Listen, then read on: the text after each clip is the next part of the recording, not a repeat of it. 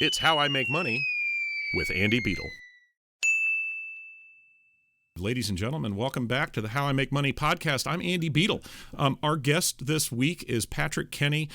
This episode is going to be a little different because Patrick and I have been friends for a very long time, and I have a pretty extensive knowledge of what a deep skill set he has. So we may make him scamper off into domains that he is not currently working in because I know he's got expertise from the past.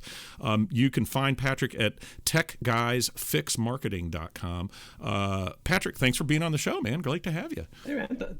Yeah, this is great. Thanks for having me on. It's good chat with you. It's like any other day, right? Yeah, really, like any other day. Well, and I was excited to get you on to talk because we've talked to some people in the agency space, and earlier this week we taped an episode with a guy with John Vong who runs an SEO shop up in Toronto, and one of the things that comes with knowing somebody as well as I know you, I mean, we've worked together for a very long time. I mean, it's been almost 15 years, I think, at this point. Off and on, we've been friends and colleagues. Yeah. And you've got, I think, the deepest end-to-end understanding of business case all the way down to the kind of what I'd call the bottom of the tech stack, servers and bits and bytes and throughput of just about anybody in the game right now in terms of helping businesses grow. So tell people a little bit about what you're working on now, a little bit of your background and how you serve clients.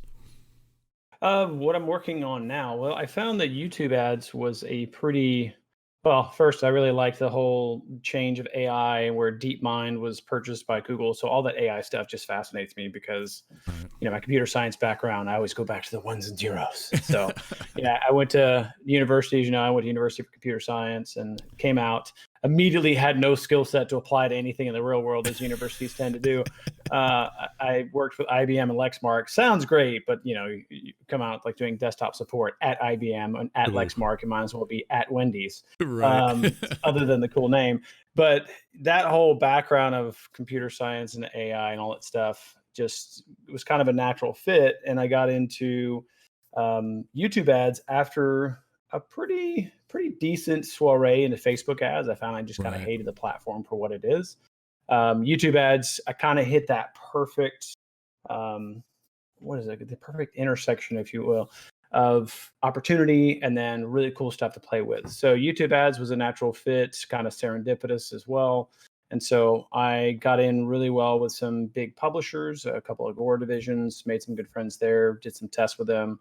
They like my transparency. Where I'm like, hey, I'm not a genius, but I'm very pragmatic. If you got a problem, let me come in and try to figure it out. Right. And then they start calling me a genius, which I'm not. It's just being methodical about finding problems and fixing them. So that's what I do mostly. We've talked about stuff that I can do and building programs and things like that. But I've found that angle to be a very opportunistic, like it's very hot. It's going to be hot for the next few years. And it's just something I naturally appreciate working in the platform, the complexities, and I find a great level of enjoyment. So that's kind of a perfect fit. You're working with people that appreciate what you do. You like the platform you're working in. Not that it's perfect, but it's a lot better than some of the other platforms that I don't enjoy. Right. So that's the long way of saying I do YouTube ads for people who like to spend the monies with Google. Well, and I think though the really interesting piece to me about being in this marketing space, and especially in the way that that you're working with clients, we have this notion of return on ad spend where we go, okay, if I'm spending, $5, I make 10, that's a good campaign. If I'm spending $5 and I make 2, I might want to kind of look at things and decide if I want to keep doing that. And one thing that is absolutely true is all of these different channels, whether you're generating traffic through search engine optimization or content or a podcast, or Facebook or Google or any of that, the platforms are all, they have a lot of similarities. And as long as you're a problem solver, like you've said, right, you can kind of dig in and figure out how to optimize them. And YouTube, I think, has been an exceedingly, I'll tell you, true for us internally, we manage a lot of ad spend. YouTube has been really hard for us to crack, and we have never really mastered it, certainly nowhere at the level that you've done. And you've kind of just gone through them all. I remember when you mastered AdWords and you were like, oh, I don't like this platform anymore. Now you're like, oh, I will now master Facebook. Oh, okay, now I will master YouTube. So, you've kind of been a serial ninja, if you will, kind of going through this stuff. What was it about the YouTube opportunity for clients that made it attractive? Well, I think the main thing is intent. When most people spend all of their time on quantitative analysis and not enough on qualitative analysis. When Okay. you look at the Google platform and you put all of the, so a big bane for me when I was doing Facebook ads was the quality was low, but you have to put that in perspective, and clients couldn't really grasp that you need to warm them Right. up because you're Right. an insurance guy showing up at a cocktail party going, "You want some insurance?" They're gonna kick you out real fast, right? But with the Google platform, you have Google Data Studio, Google Analytics, Google Tag Manager, not to mention all the other suite of tools that marry perfectly into the Google Ads platform, Right. all supported by this, multi-billion-dollar AI. And it's a computer science geeks, wet dream, if you will. But when explaining it to clients, it's, hey, would you like to show your video that says, "Hey, would you like some insurance?" to somebody typing in, "I want insurance." And they're like, "Yeah, that makes sense. Cool. Would you like to do it 3 times better than the people next to you because you're on video versus Right. search?" And they go, "Yeah, it makes sense." Because you get the audio, visual, and kinesthetic absorb, like the people who learn through visual, audio, and kinesthetic, you get all of them on YouTube. And when I Right. explain it that way, I have a little bit better way to explain it, but it's like we're all different types of learners, and you hit all of them when you do the right kind of YouTube ad. And clients Sure. go, "Oh, okay. Yeah, let's do that." Right. Yeah. No, I think video, it's just so immersive, but it's funny. I would not think, and I've said this at conferences all the time. YouTube, third largest search engine on the planet, maybe the second now, but It's the second. it's the Yeah. second now, right? Yeah. Well, COVID. I've been locked in my basement. Here we are. Yeah. But yeah, I mean, are people looking for insurance on YouTube? I mean, that's what I find fascinating, right? YouTube, music, funny cat videos, how to be bad at games. Those are kind of my YouTube things. The idea that you can like successfully target that kind of intent, I think, is really huge, and that's a big breakthrough for clients to be able to do that, in my opinion. Well, it is. I mean, and if it used to be one of those things where with the whole Facebook bit, it was so enigmatic to where you could be Right. like, "Oh, pay no attention to the man behind that curtain." Yeah. Now, I mean, like I give everything away to people and they go, "Man, that's amazing. Can you just do that for us?" Sure. Right. I'd be happy to.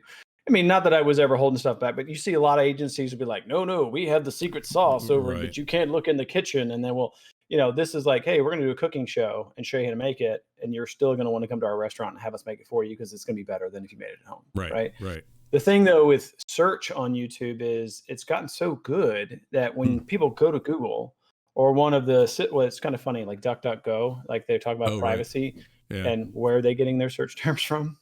Hey, whatever. Go ahead with the privacy whole thing. That works great. You're blocking trackers and making people feel good and giving them slower connections. But who am I to judge? So when you go type into Google, like, say you're going to shop for insurance, like best auto insurance rates for, like we bought Sherry a brand new Expedition, and it's like, okay, I want to make sure that I got the rate for that. Right. Well, that search is fed into the intent into everything else. When you go to YouTube, depending on the time after you make that search, you still have that intent. So if you go to Oh, YouTube, nice. hours later and you Right. see an ad for insurance, it's still keying off that key term and it's still insanely relevant because the time, and this is, man, there are 70 million indicators when you put a search in, and many of those are related to video and what they think, whatever industry or whatever keywords Hmm. associated with certain buyer intent. There's Right. a window. If you're looking for like shaving cream, it's a shorter window. If you're looking for a home, it's a longer window.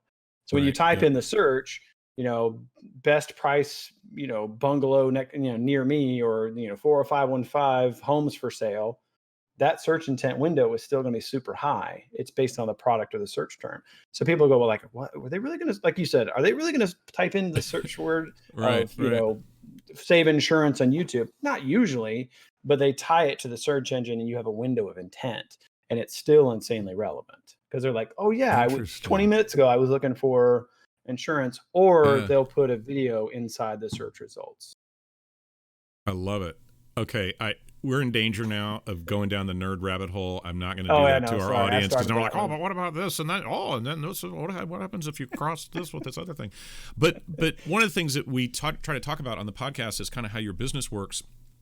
And one of the things I know, as you and I have been friends, and I've watched your business evolve over time. You are, I mean, to say that you are passionate about the lifestyle that you have with your wife and your kids, I think is a gross understatement. You are one of the most, I would say you guard your home life very fiercely and yet still deliver for clients in a huge way. Talk a little bit about how you've built your business over time and how you've prioritized, the work that you do, managing your team, and kind of being the super active dad, husband, community member that you are. Oh, thanks. That's very kind of you to say, and it is very true. I value my time over most things, especially with Sherry and with my kids.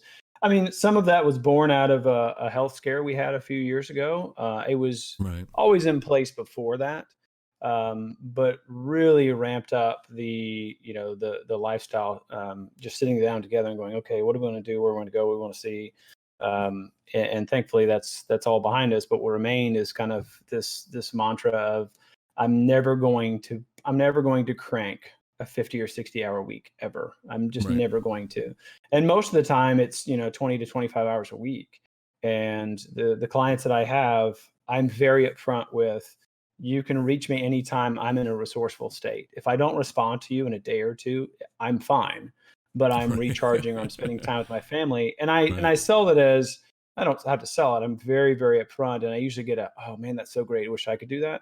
Where I say, look, I only take on a certain number of clients because I know exactly what I want to make to enjoy the Mm-hmm. lifestyle that we've designed. Um, and I know that when I am not focused, let's say it's 10:30 in the morning right now, and I'm just not in a, I'm just not like, I'm not on. Right. Great. I'll Sure. go read it. I'll Yep. go read a book. I'll go ride my bike. I'll go, in a normal non-COVID year, we'll go somewhere, right? Where there are other Um, humans. Oh my gosh. Yeah. right? Other humans that don't look like they're in masquerade.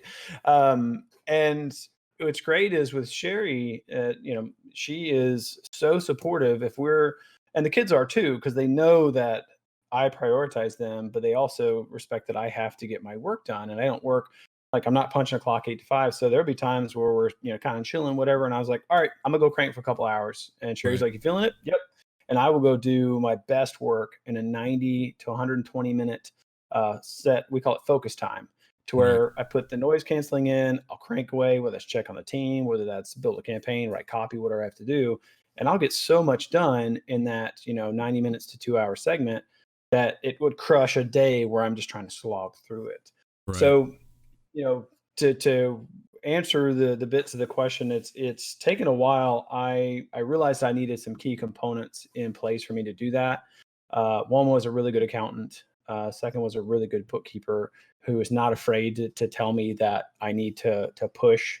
And then the structure of my business is based on performance. It used to be all Okay. performance, but Right. it's a balance of a low retainer, Mm-hmm. which is just enough stress for the client to get me the stuff that I need. It's like, hey, you need to have a little bit of pressure of money that you're always, well, it's true, right? No, we're coming back I to mean, that one. Yeah. I'm preaching to the choir. It's like, I'll have a client like, you're going to pay me this every month, because I've had clients, and it's funny, I still have clients that will take 4 months to give me assets. I'm like, you're ticking away, dude. That Right. doesn't come back to you, right? And by having the majority of the income tied to performance and being upfront with people that I will never work a normal schedule, but you will always get the best of me, and you will not get a watered down version of me, they appreciate that. And it Yeah. allows me to make more with fewer clients and have those deeper connections. And is it perfect? No. Do I have some days where I'm like, man, I wish I had the dude with the Ferrari, and then I'm like, no, that guy's a douchebag, and the Ferraris are crap cars. But I think we all have that kind of grass is greener, but Right. it works for us, and I'm really, it's hard fought to get where I am now, and I'm really thankful that I found that rhythm. Well, the thing that really I think is a great takeaway, especially for people listening who, own a small business or they got a side hustle they're taking into a small business or what have you. When you have clients, and people don't think about this, right? You go to a restaurant and there's a menu. Here's what we offer, and there's kind of some time bound stuff going on there. Wait staff comes to the table and they say, "What do you want?" I mean, you got to decide at some point, or they're going to ask you to leave. And I mean, we've had clients. I remember when I started the very first business, we had a client who was nearby. They were a window manufacturer, MW Windows. I don't think they're around anymore. We were building their very first website, and we needed all their catalog assets. And our whole deal was like, "Oh, we don't bill you until we're done." And we're like, I mean, talk about stupid, right? And we're hey, been there. Yeah, we're we think we're these great guys, and so we're draining all this time. And the poor guy who was our contact there, a guy named Dan Warren, lovely guy, couldn't understand why we just got so mad after a time. And I said, "Dan, we're having these meetings every week, and you can't get us pictures, and we're wasting all this time. We haven't been paid." He's like, "You haven't been paid? How stupid are you?" I was like, "Oh, that was a wake up call." But I think that's something that I love, that idea where you go, okay, we're going to charge clients. I'm here to perform and I want to be paid on my performance. But to be honest with you, unless it hurts you a little bit, right, you're not going to give me what I need. And when you say assets, that maybe I need video or I need photos for, in our case, photos, we're going to do a billboard or we've got to have video, or tell me what website you're going to send stuff to, and don't tell me the website's going to happen in 3 weeks or 4 weeks or 6 weeks or whatever. And clients, they hire you and then they kind of scamper off. And if it doesn't hurt them a little bit every month to pay you, they don't give you what you need to be successful. I think that's a huge insight. So kind of balancing. Yeah. So how do you balance the retainer versus the performance piece of how you're billing people? How do I balance it? Yeah. So what do you have, a retainer, and then after a certain level, you're doing a pay per performance, or how does all that work? I mean, if a business is going to spend $100,000 or more a month on ads, right, I'll have a set retainer plus the percentage will go, like I'll reduce the percentage. Gotcha. Usually when you're talking to spending that kind of right. I've got I won't say what their ad spend is, but it's significant. Right. It's if for anybody listening, if you haven't read the Mythical Man Month that comes from my computer science days, Mythical Man Month is a whole book about explaining if you have a project and you want it to get done faster, adding more people is not going to cut it in half. And then third, it's actually going to be parabolic, where you get to the point right. where you add more people to the project, you slow the project down. Same applies in CPAs at high scale. You're going to get into competition where you're eating up all the inventory and you've got to spend more money cost per acquisition for the sale. So right. I factor that into the dwindling percentage because I'd rather make a smaller percentage of a larger pie than a larger percent of a smaller pie. So that I find that works well, but the retainer never goes away. Right. Right. That's great. That's smart. And that diminishing returns thing is so true. When people try to scale their businesses, it's one reason we do this 6-day challenge now to help people kind of take a side hustle and make it into a business. And this was just because we kept getting questions from people who couldn't afford us, to be honest with you. But you kind of don't want to just be like, oh, well, you can't see ya. Good luck. Maybe there's a crappy Udemy course out there that you could take. But we talk about having this $19 to change your life. Yeah, change your life for $19. But we've got this idea of minimum viable product, and then finding your audience and all of this. But that minimum viable product is what enables you to scale. Because once you make things complicated, that diminishing returns come in. And the number of people who I've seen try to, quote, scale a business, unquote, who are really operating on the assumption that if you get 9 women pregnant, you can have a baby in 1 month, right? That kind of idea.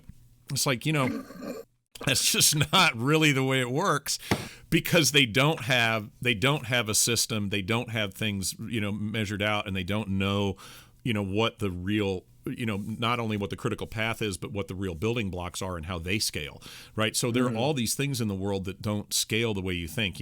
If you buy Toll House cookies and you look at the recipe on the back for making chocolate chip cookies, you cannot scale that recipe to make 6 times the amount of cookies and just take all the ingredients and do them times 6, right? Because ingredients interact differently. With ad spend, once you become the whale, in a vertical on ad spend, right? Well, your results look real different than when you're nibbling at the edges. So there's Yep. all of that stuff that factors. And I think the whole idea of, hey, yeah, I'm going to charge you on a percentage basis of sort of how you are investing in the marketplace makes a lot of sense. And on top of that, to say, hey, and in addition, we've got a monthly retainer, and that retainer covers all the stuff that we need to kind of keep this stuff going. Oh, apparently I did not shut the door to upstairs, and Tux has joined us for another episode. Go away, buddy. But yeah, I think that's really smart. One thing that I've watched over the years with you is, marketing is a vertical that reinvents itself all the time as new tools come into play or old tools renew themselves. And I have watched you reinvent the core of your business, several times as the marketplace changes, all with an eye towards, okay, how do I make sure that clients are getting their money back on what they spend on ads? And that, I think, like, that's a mindset. How do you cultivate that willingness to change and adapt? Yeah, when so many people are like, well, this is what I do. I don't, and you just stubbornly hang on making buggy whips, as Ford is owning market share with these newfangled cars. But I mean, you adapt fast. I mean, you see a market trend and man, it's like that. How do you kind of keep that mindset, and what are the signals to you that you need to change the game again? Well, I mean, I think it's a great question. I think it's a lot like parenting. If you look at yourself as, and if you're not a parent listening to this, if you become a parent, then hopefully this will become a parent. Haha. Dad jokes, sorry. Dad jokes about being a dad. Hey, that's the meta of the meta. That's a Oh meta dad joke. gosh, I like that. I'm on I like fire that. today. No, it's joking aside, Sherry and I've talked about this, and I have, as you know, I have a deep love and avid, like, ravenous desire to learn everything I can about psychology and why people do what they do, and that Right. helps me adapt. Reading 2,000-year-old books is a really good way to cultivate a mindset of how to identify a trend. Because if a book survived pre-Gutenberg, it's probably Right. worth reading. Yep. And looking at some of the things with Seneca and Marcus Aurelius and that were written 2,000 years ago that are applicable today helps you see that it's not the tools, it's the human, what am I trying to say, it's like the human condition of emotion that goes through different waves every few years, Right. and we have a natural inclination to burn out on one thing and jump to the next thing, and business Mm-hmm. owners are no different.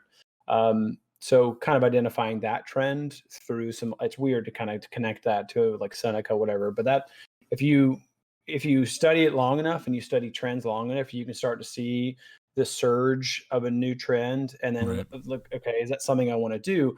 But tying that back to being a parent, it's, you don't start off just being a dad or being a mom. You're growing as a parent as your kids are growing. And when you look back and go, oh, each day that I'm a parent, I'm getting more Right. experience as a parent. I'm hopefully improving as a dad and understanding that. And you apply that to your skill set, that, okay, I see the problems that come up. I see the saturation points. I see when clients are a couple years into a trend and it starts to get too expensive, or they start to get ADD, or they start Right. checking other stuff. You start hearing those signals. The mindset of around that is just, change is inevitable. You have to be, if you Mm-hmm. want to survive, you have to be adaptable. You can't just put your stake in the ground and say, I'm a Facebook ads person. Right. If you look at paid traffic is paid traffic is paid traffic. You're only going to have so many different, psychological intents based on getting attention and Right. keeping it. And test the hell out of things. I think the mindset of, a new traffic is going to come out.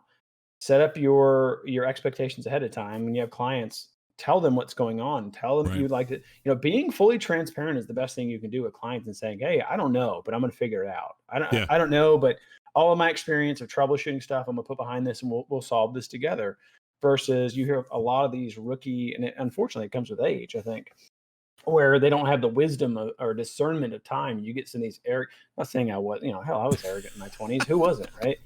But I think if Right. once you die to self, you murder your arrogance, and you go, okay, I'm here to help you solve problems, and not if they come up, it's when they do. That that changes your whole approach, and then you can be Right. adaptable. You can shift focus. Like I'm already shifting, YouTube ads will be around for a while, but I'm already starting to shift a bit to the next wave I see, Mm-hmm. which is clients not being traffic ready. Like I've got Right. a book that I'm writing right now. It's about my wish list that clients would check off before they even talk to me about any traffic. Yep. I see that as the next wave. So, Yep. mindset, to sum it up, battles and blessings. Yeah. It's all about battles and blessings. People think because you're in a great period where your agency or your business is just smooth sailing, you're in a time of blessing. What follows that? A battle. Some Yeah. struggle is gonna come up. So if you Oh yeah. realize there's that cycle of battles and blessings in life and your business, I mean, I think you're gonna do pretty well. That's my opinion anyway. I think, and I think that's such a, I mean, dare I say it, that's a wise way to look at things. And it really, I mean, I remember this so well in our first agency, and that's where we met. That we were, I mean, we were printing money there for a while. To be honest, we were doing list management, and then the law changed in 2011 with canned spam and all of that, and then some other changes happened, and then there was a piece of technology that came in to filter email, and our delivery rates dropped by 80% in 2 weeks. And you kind of go, well, all right, what's coming next, and you have to be ready for those changes in the environment. And at the same time, you've got to balance. And we had this, we should be doing ads on, what about Snapchat? What about whatever? And you kind of go, well, we'll try it, but we got to kind of wait and see. Is this going to be a channel that's going to produce for us? Oh, well, hey, what about getting on TikTok? Well, we'll see. That's going to be more content driven, So I think being open to these things without kind of going all in, comes back to this testing it, growing, having the wisdom to kind of know when to really move resources and when not to. And the parenting thing is so true, right? And fun. Strangely enough, I'm thinking about, gosh, I know so many people who stopped evolving at parents once their kids got past the age that they enjoyed, right? Like these adults who have incredible nostalgia for babies. And I look at that and I think, what the fuck is wrong with you, right? I mean, like, Right. I mean, babies are great and all, but they're really just not that interesting. Let's be honest, No. And No. and they're cute-ish, but you got to change their pants all the time, and they cry and they fuss. And I mean, I guess the nice thing is you can pick them up and walk them somewhere if you need to. But I see that a lot, are people who get nostalgic for their kids' high school sports careers and stuff. Yeah. Oh, do you remember when you scored that goal in high school? I'm like, for crying out loud, dude, the guy's an investment banker in Chicago now. And I think in the same way that those relationships can stagnate, your business can stagnate if you're not always thinking, okay, well, what's the market need? How does it work? What does it want? And then you get a tectonic shift in the marketplace and you're gone like that. I mean, you just become irrelevant, I was talking to somebody earlier this week, and he got into online marketing because he was a Yellow Pages salesman, right? And I thought, wow, and he just saw the Yellow Pages drying up. Yeah. Yellow Pages, weren't those free? Well, he sold ad space, right? Yeah, he went there for, sorry. Well, but I got to thinking, and I try not to be the grumpy old man, I'm 53. I remember when I was young, we didn't have cell phones. Like, when I was young, we didn't have computers. What are you talking about? But I thought, wow, there is a chance that there are going to be people listening to this podcast who have no idea what the Yellow Pages even were. And there was a time where they were one of the largest advertising engines for small businesses available. They were the original search engine. Yeah, they were the original search engine. Yeah. And you looked up plumber, or, oh, hey, we're A1 Towing. Let's go find them. And people used to name... the original hack. The original hack for the search engine, for the Yellow Page search, it was to put an A or AAA or AAA locksmith, and you'd be at the top of the alphabetical. Yeah, 100%. Right. And so, you look at how things change and just how dynamic. And nowadays, I feel like they change even faster than they used to. I think the rate at which we see platforms just evolve and turn on a dime. I mean, sorry, podcasts on Spotify. Yeah, it should happen, but you're really going to pay Joe Rogan $150 million to listen to? Yeah, I am. Netflix is going to pay $400 million for the 2 sequels to Knives Out, right?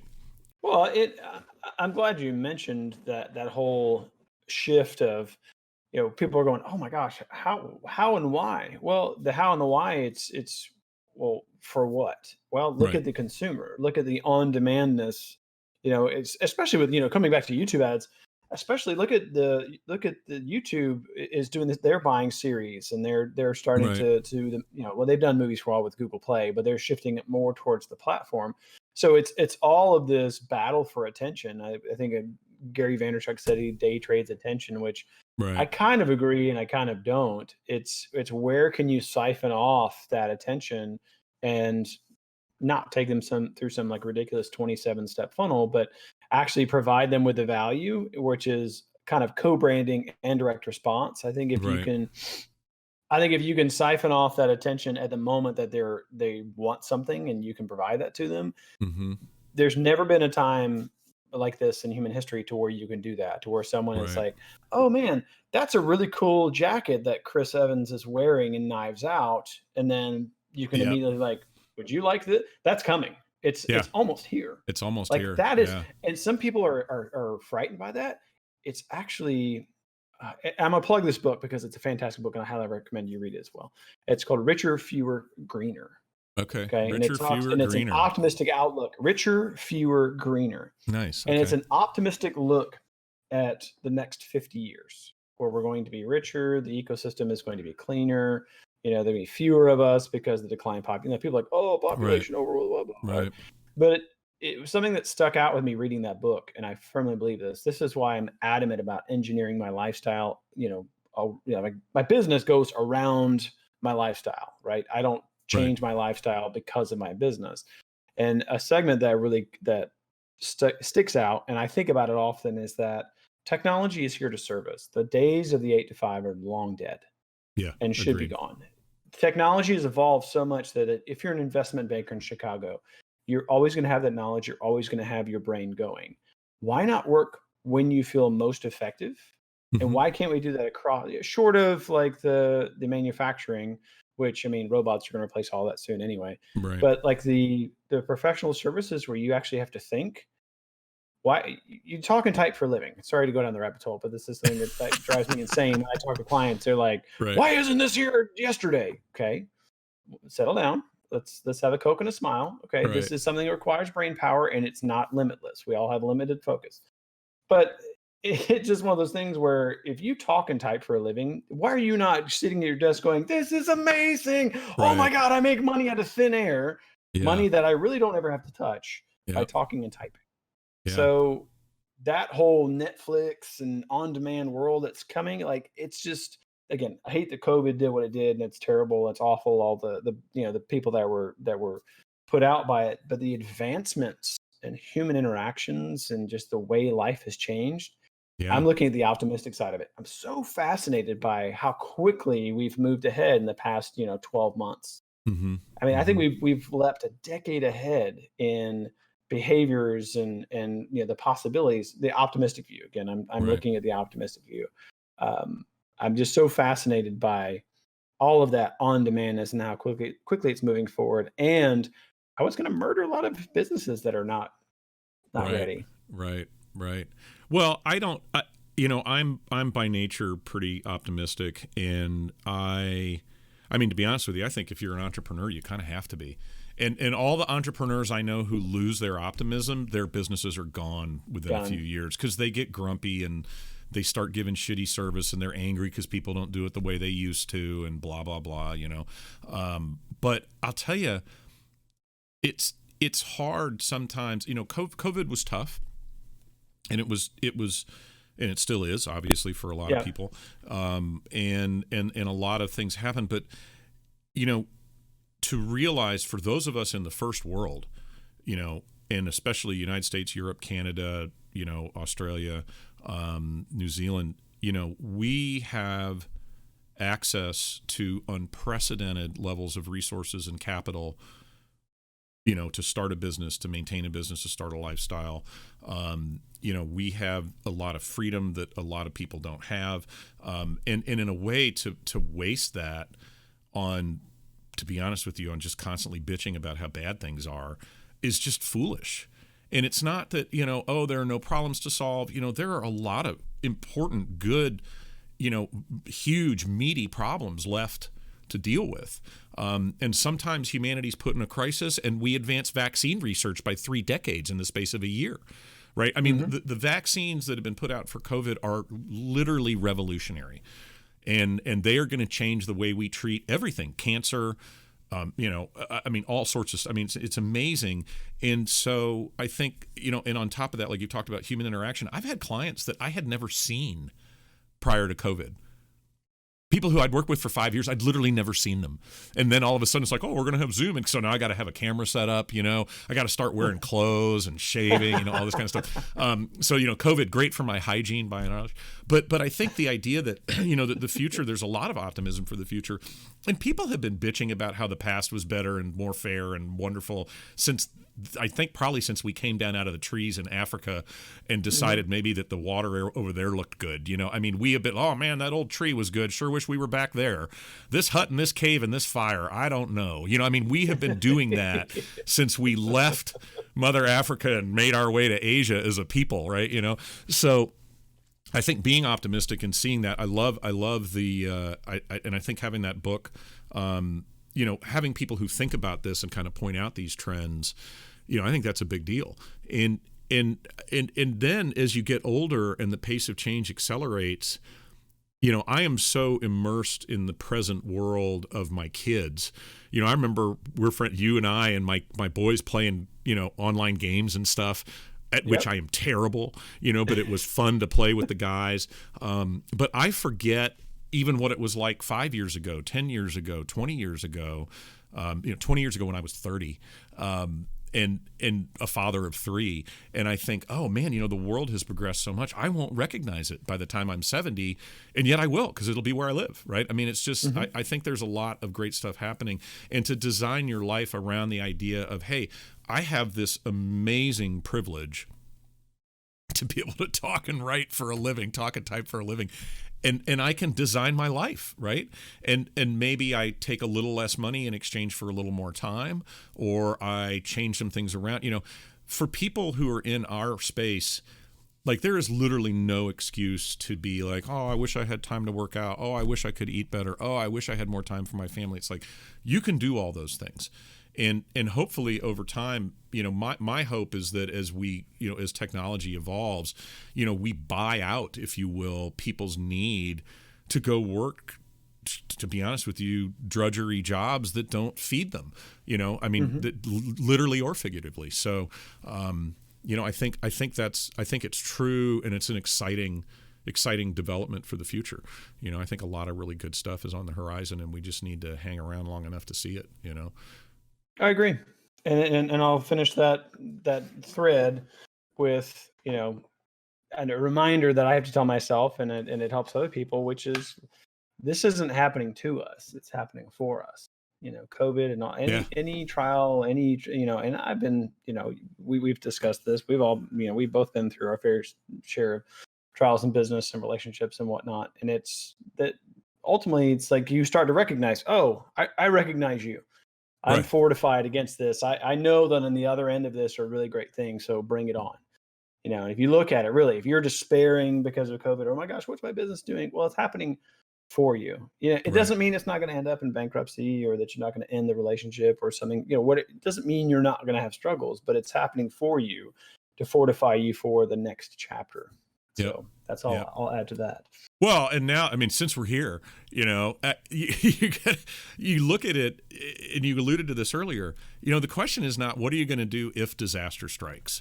It's what are you going to do when disaster strikes? Because it's coming regardless. Yeah. And what we do, this is a life sentence.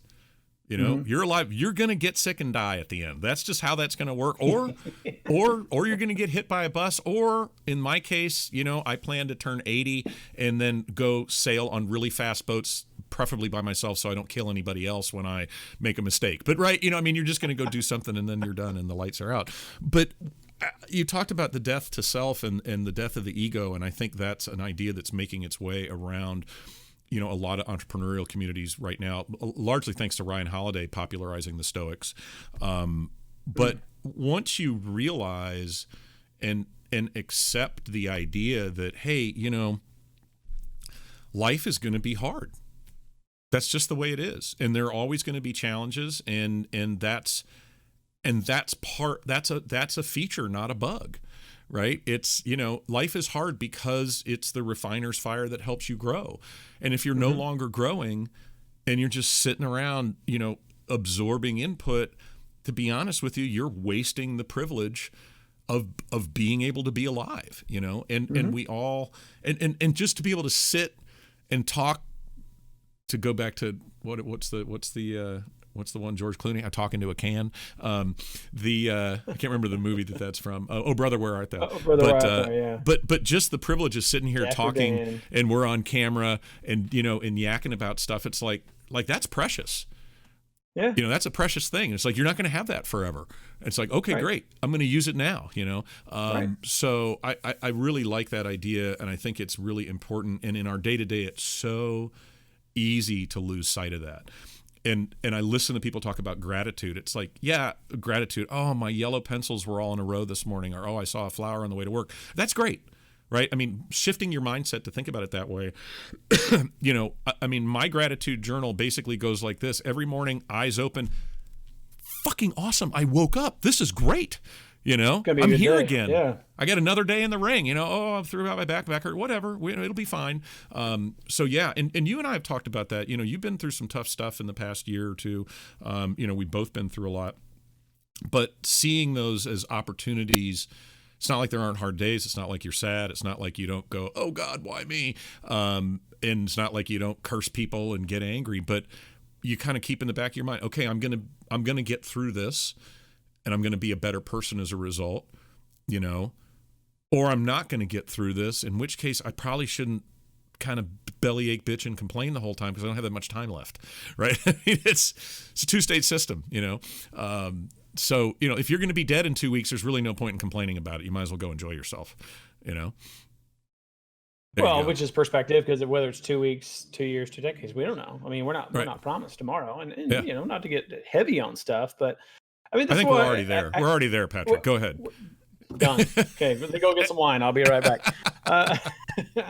Well, I mean, I think if you filter your life through that kind of lens of true gratitude, of you said waking up like, oh, it's like I wake up and I'm immediately thankful of who I get to wake up next to, and that my kids come in every morning and give me a hug and ask me how I slept, and that's me. That's the payoff of me investing in them every day of their lives. Like you were talking about, getting bored with your kids. I love talking to my kids. We had breakfast this morning. We went out early for breakfast. We started this tradition called First Friday. And it started a few years ago when we had, we had a dog that we thought we were going to get. You remember the story, don't you? Where we got the dog, and we had to take it back because my son's allergy. Yeah, I started this tradition of First Friday, and they look forward to it. And we laugh, and we have good food, and we talk, and it's so cool. They're 11 and about to be 14, if you can believe it. Wow! And it's gosh. so cool to, I don't know, right? It's so cool to wake up and know like that they don't just. Hi, Dad, whatever. They get up and they say good morning, and then now we have 2 Aussie puppies because he outgrew the allergy, and nice. They come running in, and it's just like, man, I'm so thankful for the chaos of my morning, and I cherish every day of that. So anyway, gratitude's a big thing. Knowing it's gonna be okay too, and also, man, I'll tell you the thing that has really been fortified this year is that enough is fine. Yeah. Right. Enough is fine. He'll remain nameless. This is stuck. Sherry and I joke about this on a regular basis. So someone that you and I both did some work with years ago. Okay. I asked him what his number was. Oh, right. What number needed to be in the bank for you to be happy and like retire or whatever? And he said more. Right. Yeah. I heard that. Like, same guy. Yep. I know who you're talking about. Yeah. Yep. It's like when you have enough to where no one gets to tell you what you have to do with your day, that's true wealth. Yeah. Yeah. Right. Yep. Not just some number in a bank account, but when you can wake up and decide what you're going to do that day, in my perspective, that's incredible wealth. Yeah. Well, and you say that, what's the number? It's funny. My wife Gretchen and I were talking about this the other night, and in the vernacular, it's fuck you money, right? Where you can Yeah. just say fuck you and not have to work. But Yeah. but I said to her, I said, yeah, it's a really great position to be in, because if you say to me, hey, what's enough? Well, the answer is what I have now. I mean, I have a great life. I love what I do, and I enjoy doing it, and I enjoy the problem solving, and I enjoy the people, and I do enjoy the You get to game work of with your making. kids? Yeah, I do. I work. All three of my kids work for us. That's a privilege. Talk about things changing. Yeah, my grandson's about to be 2, right? So think about that. My oldest is going to turn 30. So there you go. Like, talk about time But you've going enjoyed fast. every minute of it. Oh my You've God, enjoyed I every love minute. it. The older my kids get, I mean, I've always loved them. They are amazing. Every one of them amazing, all so different.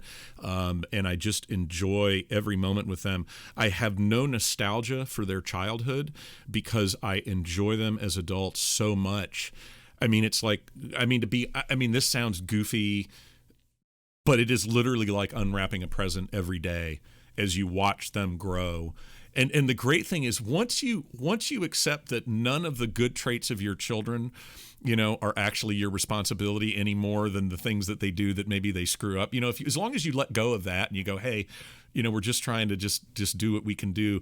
Transitioning into these relationships as they change with your kids and they get older is like, it's joy, pure joy, right? To just see them as adults and do what they do, and you're just like, wow, what phenomenal. As I say, and I totally mean, someday I will meet their natural father and I will thank him for whatever those genes are, because they certainly aren't my kids. They're much better people than I have ever been. But that idea of always needing more, I think that's something, it's baked into the species. We love things that are new. We like things that are shiny.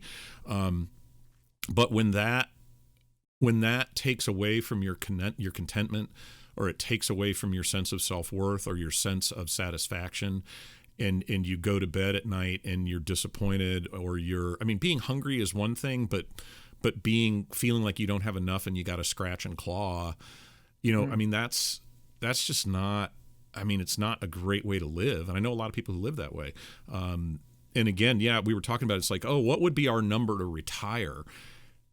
And what do you mean by retirement? For me, retirement would be maybe working a little less, just because maybe I'd go fishing more, But then again, it would be like, well, but would that mean I'd have less interesting work because I really like my work, right? It's a tough thing. So yeah, I know exactly who you're talking about. And that was a guy who, had a lot of really great traits, and a lot of really great personality traits, a lovely family, and had a ton of resources. Brilliant in many ways. Yeah, and it was never enough, because what he just desperately wanted was the acclaim and good opinion of other people, which he could have had he not continually been trying to prove how much he had, Or pushing other people down to make himself feel taller. Yeah, absolutely. And that was that, he definitely, the scarcity mindset for him, somebody else's victory was his loss. And that's if you've got that mindset, it's a tough one to break out of. Absolutely. Boy, we may have to change this. May go, not from how I make money. It's going to have to be like how I make money plus deep philosophy every third Thursday or something like that. We're going to get into the big issues. No, I love it. I do. You know me. Yeah. But yeah, well, come back to the agency and what you do. So again, tech guys fix marketing. And I know you do try to keep a fairly limited client stable, and to really kind of concentrate on only working with the people who you can do, the most and the best work for. Are there any verticals in particular that you are specializing in right now, or are you, like, how does that fit work? How do you figure out what kinds of clients are really going to be a good fit for you? Trial and error, test things out. Right. Well, my contracts are month to month. Okay. I learned long ago, never again will I get a client to sign an annual contract, because it's often is the case. It's signing you up for indentured servitude more often than not. And if a client wants to leave, they're going to leave anyway. So Right. what does it matter? Are you really going to rack up legal fees trying to hold them to a contract? If they hate you, let them go. Right. Yeah. So the verticals that I have several financial publishers. I've got one that's doing some financial software. That's great for stock trading. Right. I know that vertical insanely well. I'm also in some real estate and just like wholesale real estate nationwide. Mm-hmm. So, those are two verticals that I know really, really well. I do know the medical space very, very well. Not really interested in working with any other clients like that, just because Right. while I've made some really good friends out of some of the clients I've worked with, Yep. the mindset of that industry is something that I don't really appreciate. So Sure. finance, real estate, some lead gen stuff on the insurance side, like doing some pay per lead stuff, experimenting with that. So those are the industries. I'd stay away from ecom because I just don't like those types of businesses. Typically, that's Right. not a judgment of somebody that's in ecom. I just don't Yeah. enjoy the Shopify, hustle that comes with running YouTube ads, that sort of thing. So finance, real estate, Right. and then some insurance lead gen. Because nationwide, the people that are running in those industries typically are way behind the times and need a lot of help. Sure. I know I can get them some pretty damn good results. So it wins for everybody because I know it well. I know they Yep. need the help. They appreciate it. It makes life just a lot easier. So Right. Right. No, I love it. That's great. Well, every podcast builds up to the mighty crescendo of the next two questions. So oh, here we okay, go. okay, This is effectively double jeopardy right now. okay. So no pressure, but your answers are absolutely crucial to, of course, your well-being as a person and your continuing fame as a podcast personality. So there we go. With that, here we have it. If you could give advice to somebody starting a business for the first time, regardless of the vertical, regardless of the type of business, dog walking, roofing, computers, whatever, if you could go back and think about when you started and have evolved your business, and somebody came to you and said, "Hey, what one thing would you tell me as I start my business?" What one piece of advice would you give? Worry less about the money. Oh, I'll unpack that. Let's go. Yeah, worry less about the money. What do you mean?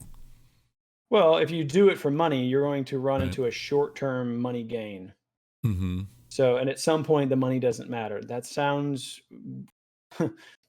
like something a rich person would say, and I'm a very rich person, in many, many ways.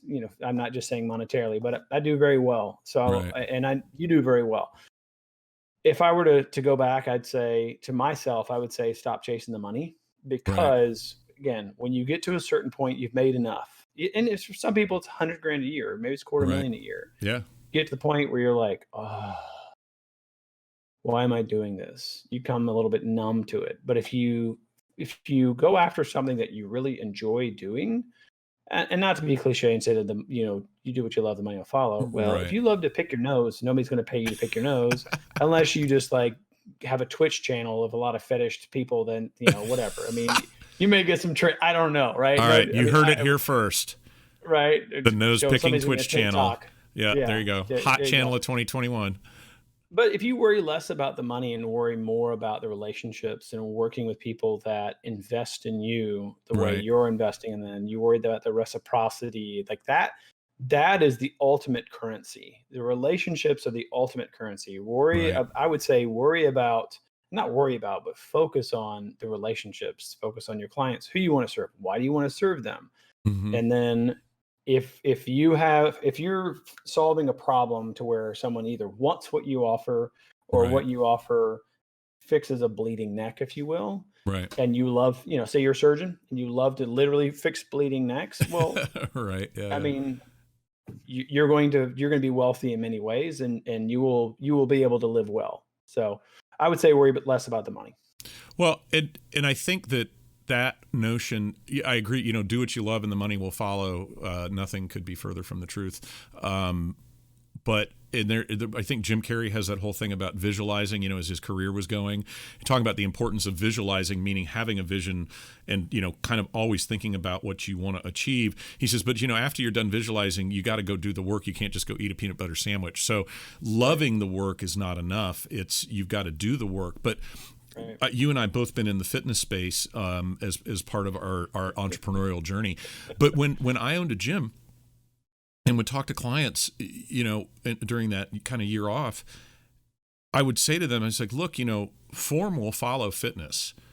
Hmm. And it's very hard to get into the form to look the way you want without being fit, Right. So you might as well concentrate on the fitness part and worry less about the form. The form will come. And if you have a craft, you have a skill, or you have a need you can meet, bleeding neck, dog poop in the yard, whatever. I'm obsessed with dog poop in the yard because we have a service now who comes and cleans up after our 2 giant dogs, and it's cheap. And the woman one of the owners rolled up the other night in her Land Rover, wrapped for the business, right? Yeah. So it's called Petscapes. And I saw that and I went, well, this business is pretty darn interesting, right? I mean, literally, this is what they're doing. But it's funny. I've talked to her a bunch, and it's the weirdest thing. You think, how could you enjoy picking up dog poop, right? And she and I were talking, and she says, I don't really love picking up the dog poop per se, but I really like dogs and dog people. And so I get to spend my time in this business. They have, both she and her husband have day jobs. And she said, I spend my time in this business hanging out with dogs and dog people and getting paid. And it's great. And you go, wow. And then she's talked about how she grows it. Exactly your piece of advice taken right there. It's like, hey, for her, the money follows the fact that she meets a need and the work is enjoyable. And then they've designed a way to grow this enjoyable business and bring in more people who like dogs and dog people to go grow what they do. It's fascinating. And I think you've always got to feed yourself, right? You've got responsibilities. You got to feed a family. You don't want to go into a ton of debt without having a sense of return. But if all you're passionately concentrating on is the money, then you stop serving clients. You stop serving your staff and your team members. You stop serving yourself. And then you don't have a business anymore because you've been so busy kind of trying to eke out that last edge of bottom line. That there you go. And the mutual friend we were just talking about, has come upon some harder times because of his obsessive concern with the money rather than obsessive concern with serving the clients, or being part of a team. So I think that's insanely good advice and well worth taking. All right. Well, that's the warm up. And now the really big question. You might want to sit down for this. Okay. All right. If you could share a meal with any living public figure, who would it be and what would you want to eat? I got to tell you, you may not like my answer on this. It's going to be associated the same view of hero cars. From experience, I've owned a couple of my hero cars, and I would never, ever, ever, ever recommend anyone own their hero car because it's just a car. And as far as public figures go, I have no interest in sharing a meal with any public figure. I just don't. I love it. The heroes, again, I don't have any heroes. I really don't. My wife is my hero. I know that sounds cliche, but I'd rather go take Sherry out for a glass of her favorite wine. I'd rather take her out for her favorite meal, which that we have this bakery called Gluten Free Miracles here in Lexington. She has to avoid gluten. Right. And it's this lady started this, and I guess she would be included in that meal because her name's Denise. She's a fantastic woman. She started this business in the same way I say, worry less about the money. Necessity is the mother of invention, right? She started this business because there did not exist a bakery that had regular, good tasting food that was free of allergens for her son. So she started Gluten Free Miracles. And my wife can have everything there. So she loves to have the paninis at this place, and they have coconut coffee that she likes to drink.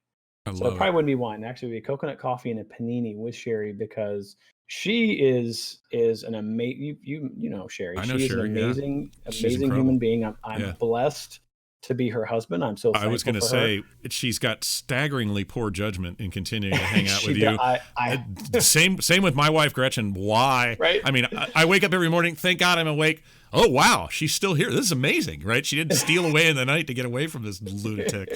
So. That's why I wake up and I'm like, she's still next to me, right? If she's not, I'm like, is she making coffee? No, and again, maybe it sounds cliche, but as far as, you say public figure, and I think I don't really look up to any public figure because, again, it's like your hero cars. They're going to let you down. Yeah. So they can keep being public over there. I'm not going to ooh and ah over any politician or any actor or actor. I can appreciate that. But honestly, as boring as it sounds, I'd rather share 'em, especially after going through COVID. You Right. realize I think COVID's made some people realize I'm married to the wrong person here. It Right. just has further solidified how awesome Yeah. Sherry is, and I'd rather just have a meal with her. It's funny you say that. So we've done one other episode taping this week, and so clearly this question is now getting turned back on me because the gentleman I talked to earlier, his parents fled the Vietnam War, Oh, and came to Canada. His mother gave up everything. And I asked him that question. He said, I know this is going to sound really, really weird. He said, but, I would go have dinner with my mom, and take my kids and we go to have dinner with my mom. We went back to Vietnam last year or 2 years ago or whatever. And, he just had this really, really beautiful, and I don't think hokey at all. He was just like, she's my hero. She sacrificed everything for me. And, to give me access to what we were talking about earlier, to give me access to a first world life, and now, here I am, kind of building these businesses and doing this. It's a miracle. And I said, oh, well, you have to call her and tell her she's unlocked the public figure achievement. He said, actually, she was published in the newspaper. She does a lot of volunteer service work in the city she's from, and she was on the front page of their newspaper, I guess, last year. He said, so she's already a public figure. So you got to get Sherry on the stick, man. She's got to get a front page listing in the Lexington newspaper. But to me, that idea of knowing, who are the people who inspire me, who are the people, whose brains I want to pick, and not being afraid. Doesn't matter who they are. And we've had some people who, I'd love to talk to Elon Musk. Yeah, great. I think that'd be a great meal, or Oprah or Sarah Blakely or any of these people. But it's just like this podcast. We wanted to start this podcast because I have all these friends who are entrepreneurs. And I was sitting at a boucherie in North Carolina around a giant fire in the middle of the night. And there are 15 people, 20 people, and every one of them owns a business. And they're all fascinating. I love how businesses work. I love talking to business owners. And I was like, these are the stories I find interesting. Jeff Bezos, Amazon, that's cool and it's a great business, but I might as well be talking about the king of Jupiter for all that it's applicable to my life, but sitting down and talking to people who I know, it's like, oh yeah, oh, okay, wow, that's a great, and we have kids and we talk about our kids. How do you solve this problem? How do you do that? So yeah, I think paninis with Sherry, an outstanding choice as an answer to that question. And again, COVID was so interesting. My wife is a financial advisor, and a lot of times she meets late with people, and then COVID, just gutted that meeting cycle, and everybody had to move to virtual. But that meant instead of leaving the house at 7:30 in the morning and coming home at 8 o'clock at night, many nights of the week, because she's got business owners and doctors and whatever she got to meet with, she was home. And talk about privilege. For us, kind of the first couple months of the lockdown were kind of like a party. It was like, hey. Yeah. Let's what do you want to do? I don't know. Let's make pizza and watch something on Netflix, and we just had such a great time, excuse me. And I said to her the other day, as things, we've got our second dose of our vaccines coming up, and things are kind of open up a little bit more here in Virginia as people get vaccinated. And I said to her, I know this is just sick, but I'm a little bit sad that you're going to kind of have to go back to your regular work schedule because I won't get to spend time with you. It's like, what a blessing it is to have somebody that's what you've learned from COVID. Like, I'll take every minute with them I can get, Yeah. So I think that's a huge realization. And for the people, who kind of had that opportunity to learn that about, their partner, it made 2020 a pretty damn good year, Good. I would say good for everybody, even the ones that realize they should not have been in that relationship. Right. That's the whole. That's going to suck for a while, but you're going to find the person that you're meant to be with too. Right. But I'm thankful I'm in the other category. It's like, oh, you get to hang out with your actual best friend. Right. If I had to choose, for pasta. Yeah. If I had to choose, I would choose the more awesome version rather than the sucky one. But exactly. Yeah. Oh my gosh. Well, great. Well, hey, I want to respect your time. We're coming up on. I've kind of locked up most of your morning here, ladies and gentlemen. Again, our guest has been Patrick Kenney. Patrick, thank you for coming on the show. Tech guys who fix marketing.com. Do you still have patrickkenney.com? TechGuysFixMarketing.com. TechGuysFixMarketing.com. Sorry, we'll have that in the show notes. Do you still have patrickkenney.com up? pmkenney.com. So I PM guess Kenney, PMKENNEY.com. I think. That probably redirects to Tech Guys Fix Marketing as well, right? Yeah, I guess probably. I Still don't there. know. Who knows? It's out there. It, Patrick's out it's there. somewhere. It's out there with Elon Musk having unicorn steaks on Mars. There you So, go. Get in touch with him if you need some help with your marketing. He may not be taking on clients, but he can point you in the right direction. Patrick, thank you for coming on the show again. Absolutely great to have you. This is a pleasure. Once again, I'm Andy Beadle. This is How I Make Money podcast, and we will see you next week, everybody. Take care. Later. Thanks for joining us. You can find contact information about our guest in the show notes for this episode. This has been the How I Make Money podcast by Brand Distillers. To learn more, visit branddistillers.com.